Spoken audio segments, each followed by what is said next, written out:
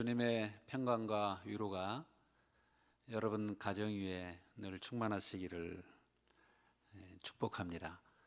오늘 찬양함으로 새벽 예배 드리겠습니다.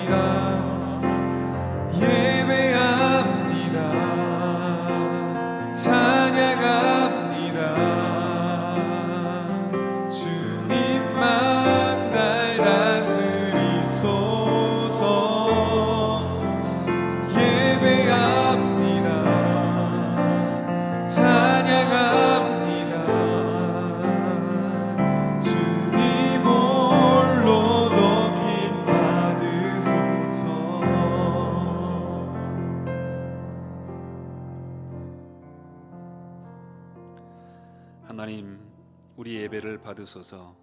완전하신 주님만이 우리의 삶의 문제들을 해결하실 수 있는 분이심으로 주님 앞에 나와서 기도합니다.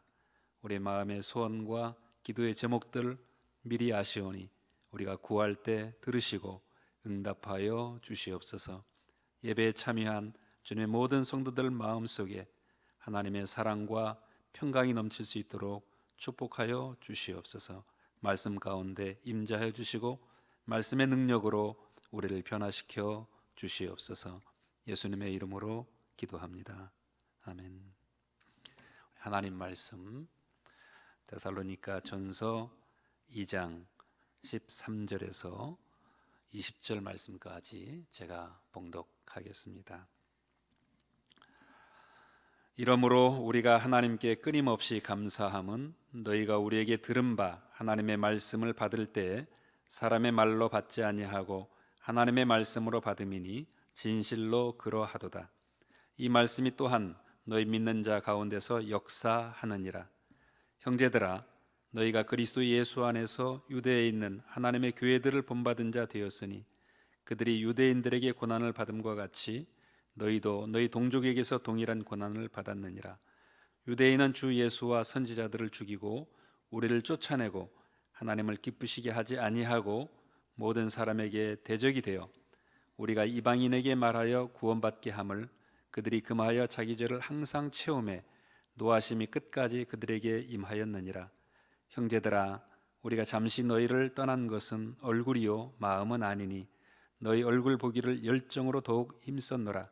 그러므로 나 바울은 한 번 두 번 너희에게 가고자 하였으나 사탄이 우리를 막았도다. 우리의 소망이나 기쁨이나 자랑의 면류관이 무엇이냐? 그가 강림하실 때 우리 주 예수 앞에 너희가 아니냐? 너희는 우리의 영광이요 기쁨이니라. 아멘. 몇 달 전에 소방관으로 일하던 한 사람이 순직하게 되었습니다. 그러자 그의 친모라고 하는 사람이 32년 만에 나타나서 유족 급여를 챙겼다는 뉴스를 들었습니다. 32년 동안 떠났던 그 친모가 자녀를 양육하지 않았음에도 불구하고 그 딸이 숨지게 되자 돈을 챙겨간 그런 사건입니다. 유족들은 자기 딸을 양육하지 않고 떠났다가 순전히 돈만 받으려고 찾아온 그 친모의 행위를 용납할 수가 없었습니다. 그래서 소송을 걸었습니다. 친모에게 양육비를 다시 돌려달라는 소송이었습니다. 그 결과 일부를 돌려받게 되었다는 얘기를 들었습니다. 이 문제는 언뜻 보면 돈 문제처럼 보입니다. 돈이 없으니까 또 궁핍해서 친모가 비정했지만 다시 이러한 일을 벌인 것처럼 보입니다. 그러나 더 깊이 들여다보면 단순히 돈의 문제가 아니라 신뢰의 문제고 관계의 문제입니다. 이미 친모와 자녀들 사이 또 다른 유가족들 사이에는 이 관계가 깨어졌습니다. 사랑으로 돌보지 않았기 때문에, 양육하지 않았기 때문에 결국은 배신감을 느끼게 되는 것입니다. 법원은 어린 딸을 돌보지 않은 이 친모보다는 딸을 끝까지 책임지고 돌봐준 아버지와 다른 유가족들의 손을 들어주게 된 것입니다. 우리의 삶에서 가장 중요한 것은 인간 관계라고 할 수가 있습니다. 돈이 많아도 또 집이 커도 또 실력과 재능이 출중해도 관계가 손상되거나 깨어지면 행복할 수가 없습니다. 부모와 자식이라도 남편과 아내 사이라도 결국 좋은 관계를 맺지 못하면 남이 될 수가 있습니다. 그런데 이렇게 인간 관계가 깨어지는 이유는 아까 언급했던 신뢰의 문제 또는 좋은 관계를 유지하지 못하는 그러한 여러 다른 요소들에 의해서 영향을 받게 되어 있습니다. 그 중에 하나가 오해라는 게 있습니다. 사람에 대한 오해가 시작되면 결국 그 사람의 말이나 행동이나 그 모든 것들을 있는 그대로 받아들이지 못하기 때문에 결국 그 관계가 조금씩 깨어지는 경우를 볼 수가 있습니다. 왜곡된 형태로 전달되는 그 사람의 모습은 결국 관계를 더 멀어지게 하고 오해하게 만드는 것입니다. 한번 관계가 뒤틀려 버리면 그 관계를 다시 회복시킬 때까지는 많은 어려움이 생깁니다. 그래서 그 관계에 있어서 오해가 생기거나 혹은 편견이 생기면 그것을 빨리 벗겨내야만 합니다. 가장 빨리 벗겨낼 때 좋은 관계를 유지할 수가 있는 것이죠. 오늘 본문에는 데살로니가에 있는 일부 성도들이 이 바울과의 관계에 문제가 생겼다는 것을 보여줍니다. 데살로니가의 이 일부 성도들은 바울에 대해서 오해를 가지게 되었습니다. 그래서 바울은 그들이 자신을 비난하고 있다는 소식을 듣게 되어서 이 문제를 해결하고 싶었습니다. 바울을 비난했던 이유는 데살로니가 교회를 세워놓고 바울이 그들을 떠나서 도망을 쳤다는 것입니다. 당시 그 지역에서는 유대인들이 바울의 복음을 반대하고 바울을 대적하는 공격을 시작했습니다. 적대감을 가지고 폭동을 일으킬 정도였습니다. 그래서 이 유대인들은 바울을 향해서 천하를 어지럽게 하는 사람들이라고 이야기하면서 바울이 가는 곳마다 방해를 했던 것입니다. 오죽하면 바울 곁에서 바울에게 친절을 베풀어주고 또 숙소를 내주었던 야손이라는 사람과 그리고 그 주변에 있는 복음을 받아들였던 다른 성도들까지도 피해를 주게 된 것입니다.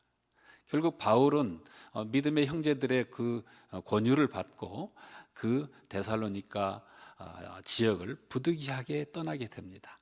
바울은 이 데살로니가를 떠나서 그다음에 베레아 지역으로 옮기게 되는데 이 유대인들은 베레아 지역까지 바울을 쫓아와서 그 복음을 방해했던 것입니다.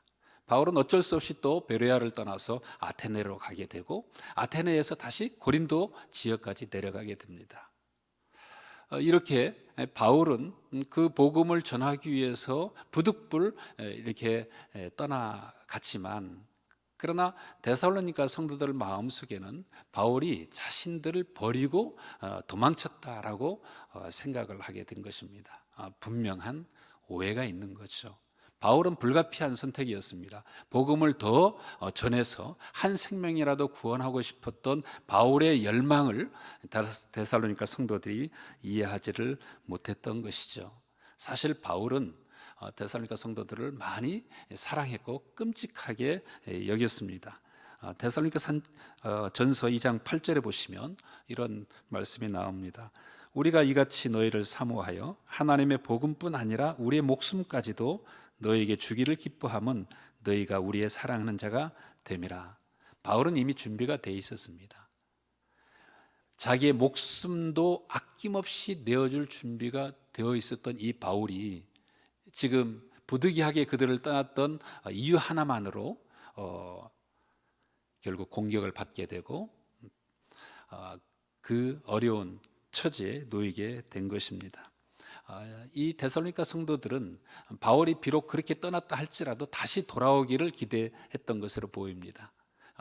잠시 피했지만 그러나 다시 돌아와서 자기들과 함께 있어주기를 원했던 것이죠. 그러나 그렇게 하지 않은 바울을 보면서 그 오해가 커지게 되었고 결국 의심하게 되었던 것입니다. 우리는 데살로니가 성도들의 이 마음, 오해가 쌓이고 또 의심하게 되는 것들을 한편으로는 이해할 수가 있습니다. 왜냐하면 그들은 이제 막 바울의 복음을 받아들인 초신자들이었기 때문입니다. 믿음이 약한 상태에서 특히 유대인들의 공격을 받고 있는 그런 상황에서 이 믿음을 강하게 붙잡고 나가기는 어려웠을 것입니다.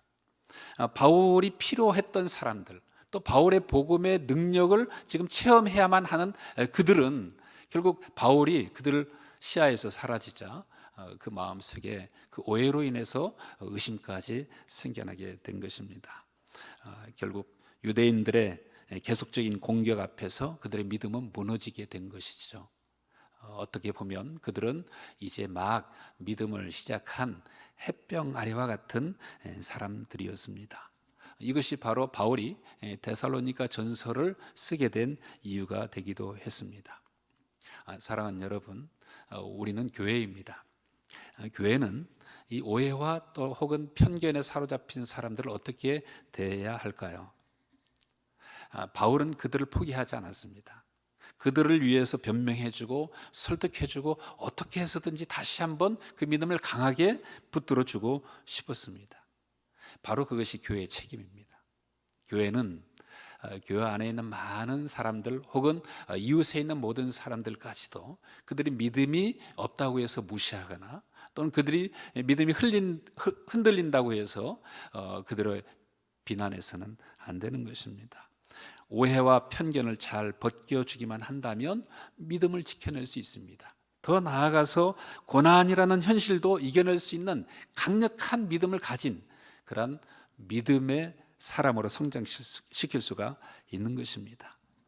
그래서 지금은 비록 이 고난의 현실 때문에 믿음이 흔들리고 있고 의심이 많아지고 불안해하고 잘못된 길을 들어서는 사람들이 있다 할지라도 우리는 넓은 가슴으로 그들에 대한 책임을 져야 합니다. 병아리 신자들, 그들은 우리가 돌봐주어야 할 대상입니다. 우리는 보다 하나님의 은혜 속에서 그들을 향해서 온유한 사랑으로 그들을 가르쳐 주어야 합니다. 그러면 언젠가는 그들 역시 사자처럼 용맹한 신자로 거듭날 수 있습니다. 그래서 바울은 이 데살로니가전서 2장에서 자신을 유모라고 표현했습니다. 어린 아이를 돌봐주는 그런 사람으로 자신을 생각했고 또 더 나아가서 자녀들을 권면해주는 아버지로서 그 성도들을 대했다는 것을 이야기해 주었습니다. 그렇습니다. 믿음이 약한 사람들이 있다면 우리는 그들과 함께 마음을 같이 해야 합니다. 당신들의 마음이 이렇게 힘들군요. 당신들의 현실이 정말 어렵군요. 이래서 당신들의 마음이 고통스러웠군요. 이런 것들을 우리가 공감할 필요가 있습니다. 그러나 또 다른 한편으로는 비록 병아리 신자들이라 할지라도 또는 믿음이 연약한 사람이라 할지라도 자신이 가지고 있는 오해와 편견의 가리개를 스스로 벗겨낼 필요도 있었습니다. 왜냐하면 그들은 이미 복음을 받아들였고 이 복음에는 하나님의 말씀이 있기 때문에 그렇습니다. 하나님의 말씀을 받아들인 이상 자신이 가지고 있는 이 오해와 또는 불신 또는 편견 이 모든 것들을 또 스스로 깨칠 수 있는 그런 능력이 필요한 것입니다.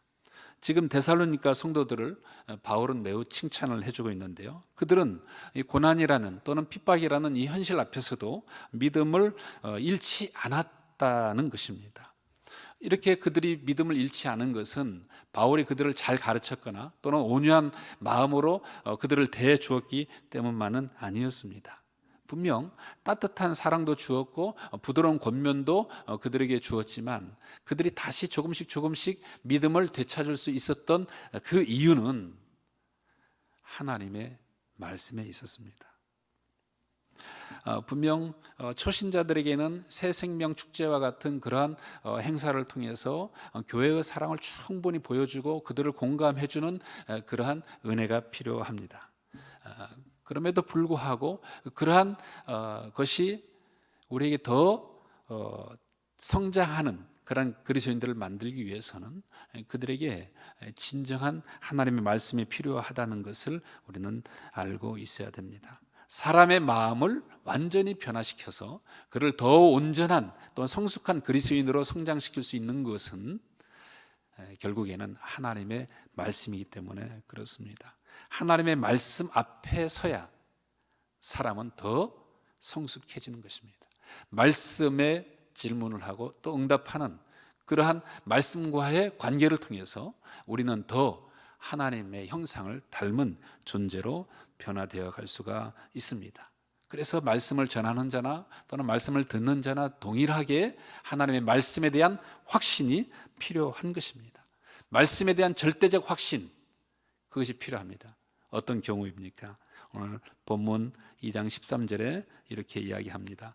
이러므로 우리가 하나님께 끊임없이 감사함은 너희가 우리에게 들은 바 하나님의 말씀을 받을 때 사람의 말로 받지 아니하고 하나님의 말씀으로 받음이니 진실로 그러하도다. 이 말씀이 또한 너희 믿는 자 가운데서 역사하느니라. 어떤 의미에서 믿음의 분수령은 여기에 있습니다. 즉 하나님의 말씀을 하나님에게서 온 것으로 받느냐 아니면 사람의 말로 받느냐, 이것입니다. 만약 성경에 나와 있는 이 말씀을 하나님의 말씀으로 받는다면 그 사람의 삶은 완전히 뒤집어지고 변화될 것입니다. 그러나 만약 그것이 인간의 지혜로 저술한 하나의 책으로 여겨진다면 사람은 그 앞에서 지혜로운 그런 처세술은 배울 수 있을지 몰라도 그 사람의 인격과 성품이 완전하게 변화될 수는 없을 것입니다. 성경은 우리의 삶에 혁명을 일으킬 수 있는 아주 강력한 불과 같습니다. 그래서 하나님의 말씀이 하나님이 지금 내게 주시는 하나님의 음성으로 들릴 수만 있다면 우리는 이 말씀 앞에서 우리의 삶을 새롭게 만들어갈 수가 있습니다. 그래서 이 하나님의 말씀을 하나님에게서 온 것으로 받아들이는 사람은 성경에 반응하지 않을 수가 없는 거죠. 그리고 이 말씀을 읽으면 읽을수록 거기에서 하나님을 만나게 되고 자신을 변화시켜 나갈 수가 있는 거죠. 하나님의 말씀은 우리의 삶의 목적, 또 방향, 또 우리의 정체성, 우리 모든 것을 터치할 수 있죠. 하나님의 말씀, 우리의 삶의 고민들, 문제들, 이 모든 것들도 해결할 수 있죠. 결국 비록 햇병 아래 신자들이라 할지라도 이 하나님의 말씀의 능력이 그들에게 임해야 되는 거죠. 그럼 말씀이 있을 때 비로소 역사가 나타납니다. 믿음의 역사가 나타나지 않는 이유는 이 하나님의 말씀에 반응하지 않기 때문에 그런 거죠. 그 믿음이 계속해서 초신자 상태로 머물러 있는 것은 하나님의 말씀을 깊이 이해하지 못하기 때문에 그런 것이죠. 하나님의 말씀에 반응하고 그 말씀이 하나님으로부터 직접 우리에게 들려오는 것으로 우리가 확실하게 인정하고 받아들인다면 그러면 우리의 인격은 변화될 수 있는 거죠. 사람이 어떻게 변해? 사람들은 말합니다. 사람이 어떻게 하루 아침에 변할 수 있어? 예, 그렇습니다. 우리 하루 아침에 변하는 사람은 아닙니다. 그럼에도 불구하고 우리는 이 말씀에 진지하게 그 말씀이 우리 삶에 역사를 일으킨다는 사실을 인정한다면 우리는 변화될 수 있습니다. 그러므로 우리의 믿음은 늘 역사될 수밖에 없어요.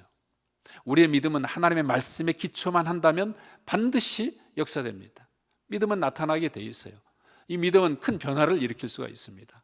이러한 상태까지 우리가 나아가야 되는 거죠. 바로 이것을 방해하는 것이 우리의 오해 혹은 편견 혹은 불신 또는 의심, 이런 것들이 결국 우리의 눈을 가리게 만들어 놓습니다. 우리 눈을 흐릿하게 만들고 가려 놓은 이것을 걷어내려면 하나님의 말씀이 살아계신 말씀으로, 하나님께서 우리에게 직접 주시는 말씀으로 인정할 때만 가능합니다. 하나님의 말씀이 어떤 것입니까? 히브리서 기자는 이렇게 말을 했습니다. 하나님의 말씀은 살아있고 활력이 있어 좌우의 날선 어떤 검보다도 예리하여 혼과 영과 및 관절과 골수를 찔러 쪼개기까지 하며 또 마음의 생각과 뜻을 판단하나니. 말씀은 살아있다, 능력이 있다, 활력이 있다, 움직인다, 이렇게 표현하고 있습니다. 불행하게도 이 바울을 반대하는 유대주의자들, 왜 그들이 복음을 받아들이지 않고 바울에게 적대감을 가지게 되었느냐? 그것은 오해와 편견에 사로잡힌 거죠. 그들 역시 바울이 전해진 복음을 받아들이지 않고 거부할 만한 그런 이유가 그들 스스로 바울에 대해서, 복음에 대해서 오해를 했던 것이죠. 결국 그들은 이미 예루살렘에 있었던 유대인들과 똑같은 생각을 하게 된 겁니다. 그 예루살렘의 유대인들도 예수님에 대해서 오해를 했죠. 그래서 예수님을 십자가에 못 박혀 죽이게 되죠. 그리고 그의 제자들을 핍박하게 된 겁니다. 모든 사람들의 대적이 되는 거죠. 이건 분명 하나님을 기쁘시게 하는 일이 아니었습니다. 그런데 지금 데살로니가에 있는 유대인들 똑같이 동일하게 오해와 편견에 사로잡혀서 결국 바울의 복음을 받아들이지 않는 거죠. 이것 때문에 데살로니가 성도들이 지금 동일하게 고난을 받고 있습니다.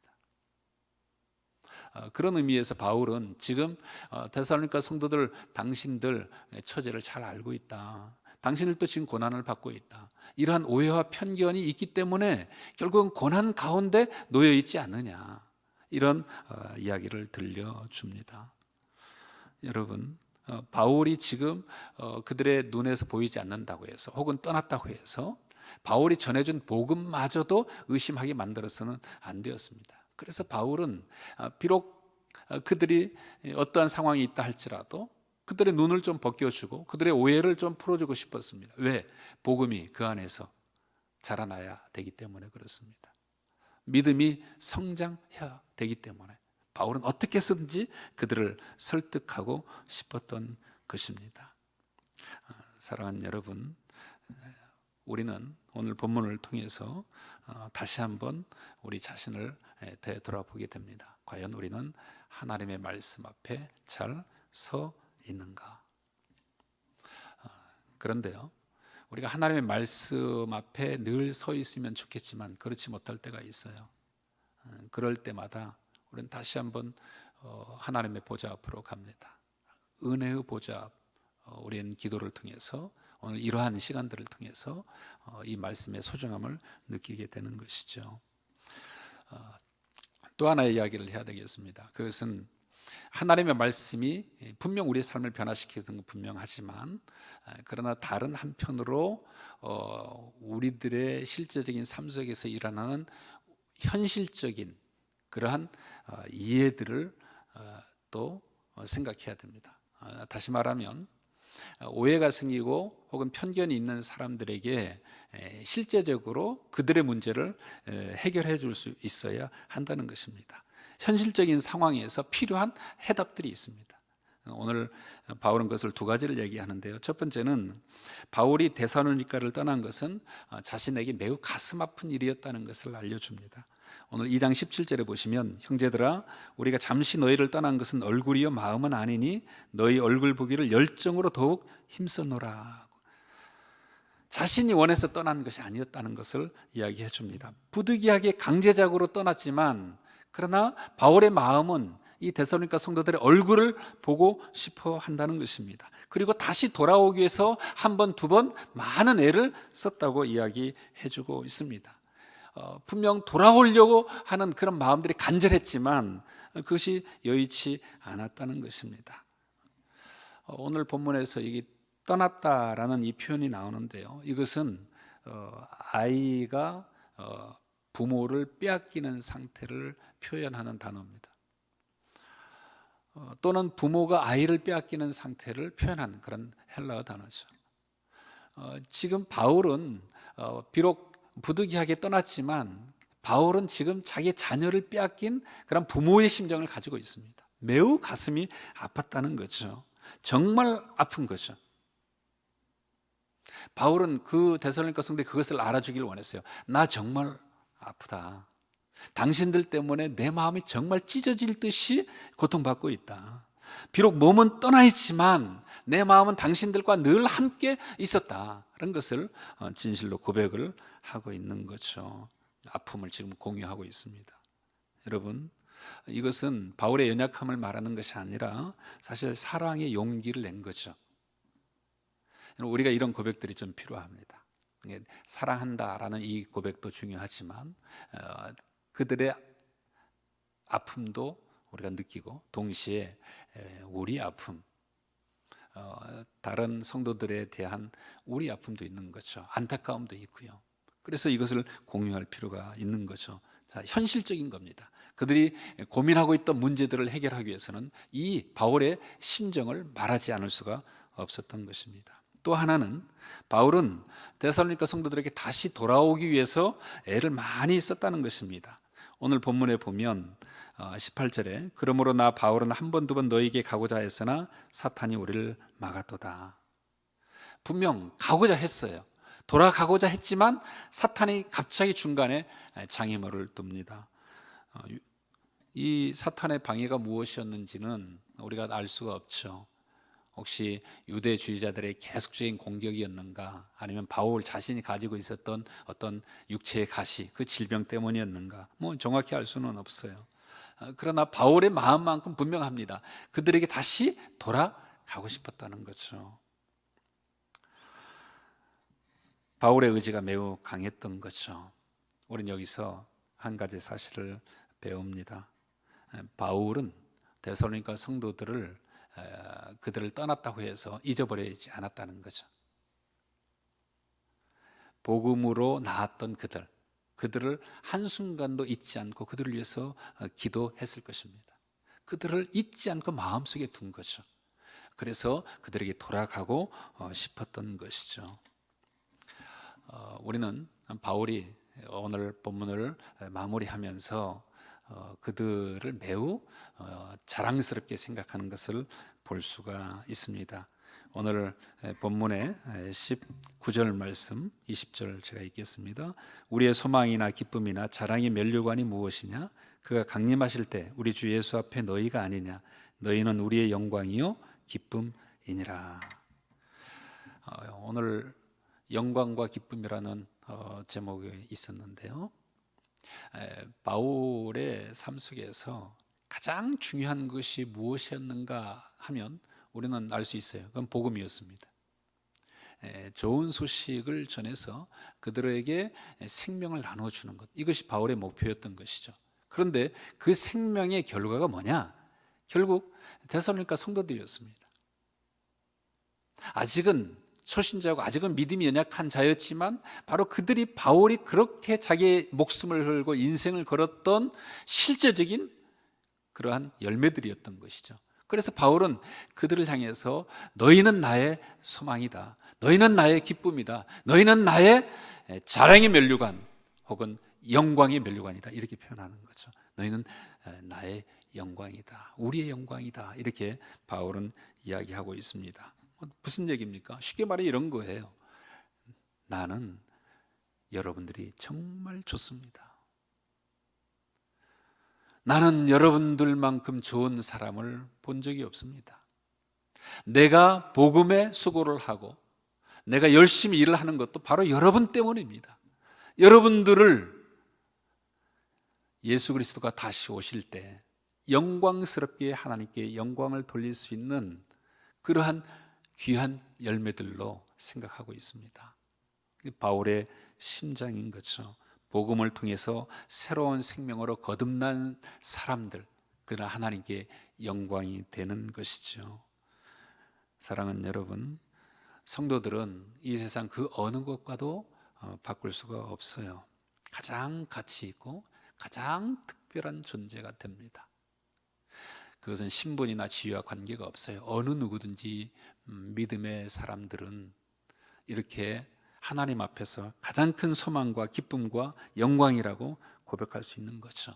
그래서 어느 누구도 무시하거나 어느 누구도 따돌리거나 스쳐 지나갈 수가 없는 거죠. 사랑하지 않을 권리가 우리에게 없어요. 사랑해야만 하는 거죠.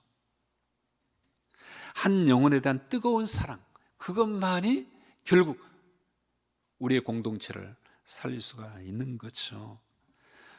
분명 사탄이 우리를 많이 방해할 것입니다. 오해와 편견을 계속 가지게 하고요, 또 고난과 고통의 현실을 가져다 주기도 합니다. 대적자들이 위협을 하고요, 또 하나님의 말씀을 무시하는 것도 있을 것입니다. 여러 가지 악한 요소들이 우리의 삶에 방해가 있어요. 특히 우리들의 관계를 어그러지게 만들고 깨트리는, 손상된 관계로 만든 요소들이 있습니다. 그러나 그 모든 것들이 어떤 것이 되었든지 간에 우리 가장 강력한 무기가 있어요. 한편은 말씀이고요, 한편은 사랑입니다. 하나님의 사랑을 실천하면 결국 성도들을 얻게 되고 그것이 하나님께 영광이 됩니다. 그리고 그것은 우리의 가장 큰 기쁨이어야 하는 것이죠. 우리의 삶의 기쁨이 무엇입니까? 우리는 왜 기뻐합니까? 특별히 교회 공동체 안에서 우리의 기쁨은 무엇입니까? 그것은 생명의 열매입니다. 성도들, 그들이 믿음 안에서 잘 자라는 것, 그리고 현실 속에서도 하나님을 떠나지 않도록 우리가 돌봐주고 인도해 주는 것, 그것이 바로 우리의 큰 기쁨이지 않겠습니까? 이것이 하나님께 영광이요 우리에게는 기쁨이라는 이 바울의 심정이었습니다. 오늘도 이 말씀을 붙들고 하나님의 은혜 속에서 더욱더 강하게 자라갈 수 있는 저와 여러분들 되시기를 주님의 이름으로 축복합니다. 이 시간 우리가 기도 제목을 가지고 잠시 기도할 텐데요. 기도하기 전에 우리 찬양 한 곡 하고 기도하겠습니다.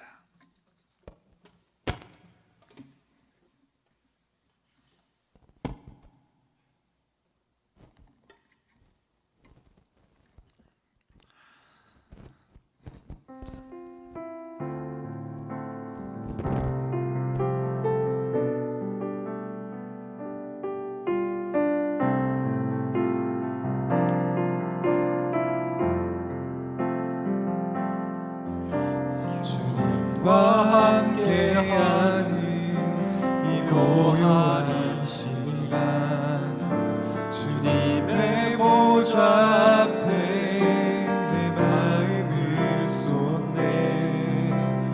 모든 것 아시는 주님께 감출 것 없네.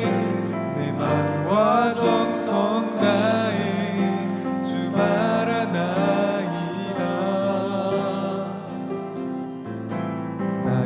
염려하잖아도 애쓸 것 아시니. 나 오직 주의 얼굴 구하게 하소서. 다 이해할 수 없을 때라도 감사하며 날마다 순종하며 주 따르오.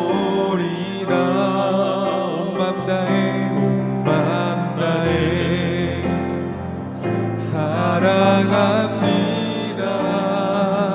온 마음 다해 주 알기 원하네. 내 모든 삶 당신 것이니 주만 섬기리. 온 마음 다해 사랑합니다. 온 마음 다해 사랑합니다. 온 마음 다해 주 알기 원하네. 내 모든 삶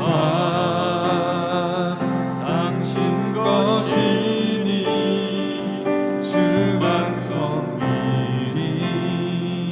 온 마음 다해. 먼저 두 가지 기도 제목 드리겠습니다. 첫 번째는 오늘 말씀대로 하나님의 말씀의 능력을 가지고 믿음의 역사를 나타나게 해달라고 기도해 주시길 바랍니다. 두 번째는 깨어진 관계, 혹 부모와 자녀들, 또 남편과 아내, 또 친구와 이웃들, 혹시 손상된 관계가 있다면 이것을 믿음 안에서 잘 회복시켜 달라고 하나님 앞에 간구하겠습니다. 이 두 가지 기도 제목 가지고 먼저 기도하겠습니다. 하나님 감사합니다. 우리 은혜를 베풀어 주시기 바랍니다. 하나님 말씀 많이 보내주십니다.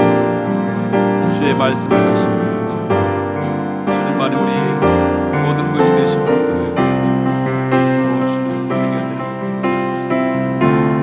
예수 그리스도 안에서 가장 필요한 것이 무엇인지 우리 믿음이 역사되게 하옵소서. 나타나게 하옵소서. 우리 믿음이 살아나게 하옵소서.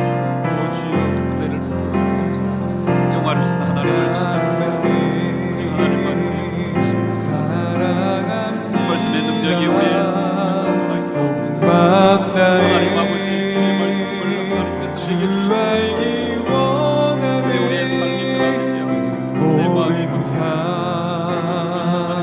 당신 것이. 영원하신 하나님을 찬양하게 원합니다. 주여 우리에게 은혜를 베풀어 주시옵소서. 하나님 아버지 우리 깨어진 관계가 있습니까? 하나님 우리의 기도가 하나님 안에서 회복되기 원합니다.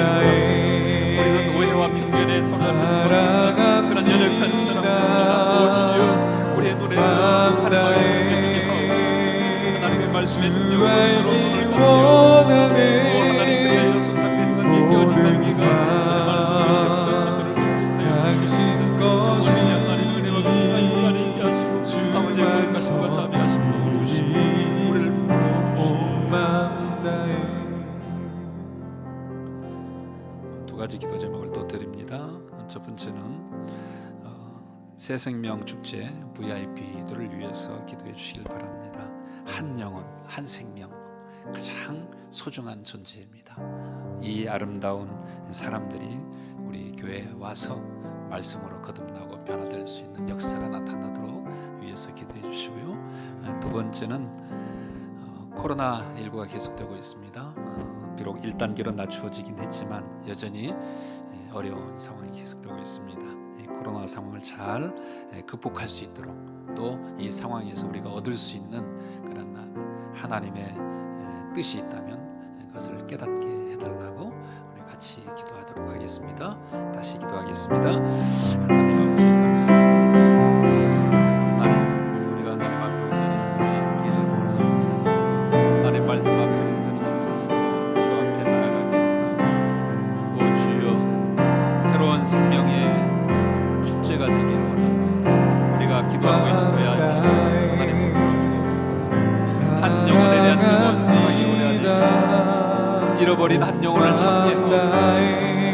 하나님 한 생명을 귀하게 여기옵소서. 생명의 잔치가 되게 하옵소서. 생명의 능력이 나타나게 하옵소서. 우리들의 작은 몸짓을 통해서 하나님의 능력이 나타나고 하나님의 생명이 하나님 복음을 받아들이고 열매를 거둘 수 있도록 축복하여 주시옵소서. 영원하신 하나님만을 우리가 믿고 의지하기 원합니다. 영원하신 하나님을 찬양하게 원합니다. 하나님의 말씀을 우리 속에 살아있도록 도와주시옵소서. 우리가 늘 베풀어 주시고 우리의 사랑을 보여주시고 영원하신 하나님의 사랑이 원합니다. 주여 역사하옵소서. 주여 도와주시옵소서. 주님의 귀하신 은혜가 우리 안에 임하게 하옵소서. 간구하는 사람들의 목소리를 들어주시옵소서. 우리의 소리에 귀를 기울여주시고 우리의 간구에 응답하여 주시옵소서. 하나님의 말씀에 의해서 우리의 마음과 우리의 힘을 다하여 주님 앞에 간구하오니 하늘의 문을 열어주시고 하늘의 응답을 우리에게 주시기 원합니다. 오 그리하여 우리의 삶이 살아나게 하옵소서. 우리의 삶의 문제가 해결되게 하옵소서. 우리의 고민과 우리의 걱정과 염려 두려움을 없애게 하옵소서. 우리의 의심과 혼란이 무너지게 하옵소서. 하나님 그리하여 하나님의 은혜 속에서 아름다운 일들이 많이 나타나게 하시고 하나님의 거룩하심과 의로우심을 쫓아 살 수 있도록 우리를 붙들어 주시옵소서. 영원하신 하나님을 찬양하며 주님께서 함께하여 주시옵소서.